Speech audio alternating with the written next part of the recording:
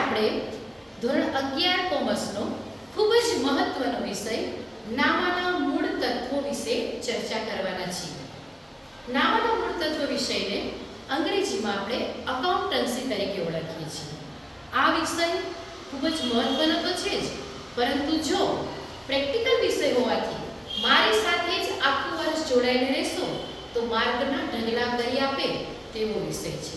ત્યારે આ વિષયમાં આજે આપણે નામાના મૂળ તત્વનું પહેલું પ્રકરણ હિસાબી પદ્ધતિ અને તેના પારિભાષિક શબ્દો આ અંગે ચર્ચા કરીશું.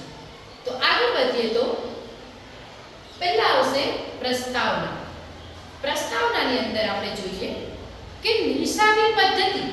ત્યારે હિસાબી પદ્ધતિ એ જ નામાના મૂળ તત્વનો પર્યાયવાચી શબ્દ છે. બંનેનો અર્થ એક જ થાય છે. નામાની શરૂઆત તો આગળ આદિમાનવના સમયની વાત કરીએ તો તમે લગભગ 5મા 6ઠાની અંદર આદિમાનવ વિશે ભણી ગયા છો કે તે પોતાની જાતે જ વસ્તુ ઉગાડતો અને એ જ વસ્તુને ખાતો અને પોતાનું જીવન ગુજરાન ચલાવતો હતો. ધીમે ધીમે માણસોની જરૂરિયાતો વધતી ગઈ અને સાથે સાથે તેમને બીજી વસ્તુની જરૂર પડવા લાગી અને ત્યારે તે બીજી વ્યક્તિ પર અવલંબ્યો. પણ ત્યારે નાણું તો ન હતું તો તે શું કરતો કે પોતાની પાસે જે વસ્તુ છે, અહીંયા ચિત્રમાં જોઈ શકો છો કે આપણી પાસે જે વસ્તુ છે તે બીજાને આપીએ છીએ અને તેમની પાસેની વસ્તુ આપણે લઈએ છીએ અને એમ કરી અને તે પોતાનું ગુજરાન ચલાવતો થયો. તો ત્યારે તે પદ્ધતિને આપણે સાટા પદ્ધતિ કહીએ છીએ. તેમની હું ડેફિનેશન કહું તો વસ્તુના બદલામાં વસ્તુ કે સેવાની લેવડ દેવડ એટલે સાટા પદ્ધતિ, કે જેમને બદલા પદ્ધતિ તરીકે પણ ઓળખવામાં આવે છે. વિદ્યાર્થીઓ, આ પ્રશ્ન વારંવાર 1 માર્કની અંદર પૂછાઈ શકે તેવું છે. આગળ આપણે નામાના ઇતિહાસ વિશે ચર્ચા કરીએ તો ભારત દેશની વાત કરું તો ચાણક્ય જેવા મહાન અર્થશાસ્ત્રીઓને તો તમે બધાએ નામ સાંભળ્યું જ હશે કે જેમણે પોતાના અર્થશાસ્ત્રના પુસ્તકમાં લખ્યું કે જ્યાં નાણું આવે ત્યાં હિસાબો લખવા ખૂબ જ જરૂરી છે.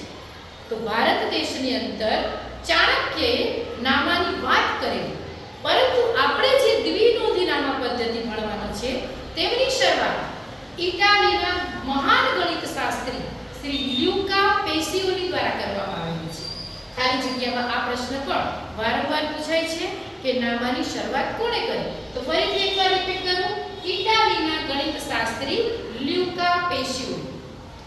હવે આપણે આગળ વધીએ તો જ્યાં નાણું ત્યાં નામું, એટલે કે જ્યારે પૈસાની વાત આવે ત્યાં નામું લખવું ફરજિયાત બને છે. ટૂંકમાં નામું એટલે હિસાબો રાખવા.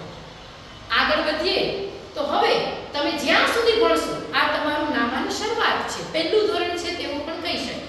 અને આગળ જ્યાં સુધી ભણશો ત્યાં સુધી નામામાં એવા કેટલાક શબ્દો છે કે જે તમે પ્રથમ વખત સાંભળો છો અથવા તો તમને એમની પરફેક્ટ ડેફિનેશન ખબર નથી. તે શબ્દોને કહીશું આપણે પારિભાષિક શબ્દો. પારિભાષિક શબ્દોમાં પ્રથમ જોઈએ તો મૂડી. મૂડી શબ્દ બધાએ સાંભળ્યો હશે, પણ નામાની દ્રષ્ટિએ મૂડી એટલે શું? તો કે જ્યારે કોઈ વ્યક્તિને ધંધો શરૂ કરવાની ઈચ્છા થાય ત્યારે તે ધંધો શરૂ કરવા માટે જે રોકડ રકમ લાવશે તેને તો મૂડી કહેવાશે, પણ રોકડ સિવાય બીજી કોઈ પણ વસ્તુ એ ઘરેથી લાવશે કે કોઈ પણ મિલકત ઘરેથી લાવશે તો તેને પણ મૂડી જ કહેવાશે. એટલે એની આપણે ડેફિનેશન લઈએ કે ધંધાનો માલિક ધંધો શરૂ કરવા માટે જે કંઈ પણ રોકડ રકમ કે મિલકત ઘરેથી લાવે તો તેને મૂડી કહેવાય. એટલે કે જે ફર્નિચર લાવે તે ફર્નિચર પણ મૂડી જ બને છે. નેક્સ્ટ પારિભાષિક શબ્દ ઉપાડ.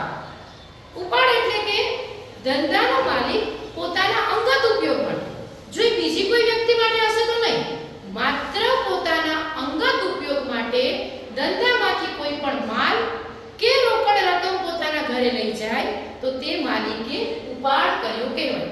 એટલે કે જો સાડીનો ધંધો છે અને માલિક પોતાના ઘર માટે 2000 રૂપિયાની સાડી લઈ જાય તો તેને ઉપાડ કહેવાશે. જો એને તેના પુત્રની ટ્યુશનની ફી ભરવી છે અને ધંધામાંથી 1000 રૂપિયા ફી ભરશે તો તેને ઉપાડ કર્યો કહેવાય. તો આજે આપણે અહીંયા સુધી સમજશું, ત્યાર પછીના વિડીયોમાં નેક્સ્ટ આગળ વધશું. Thank you.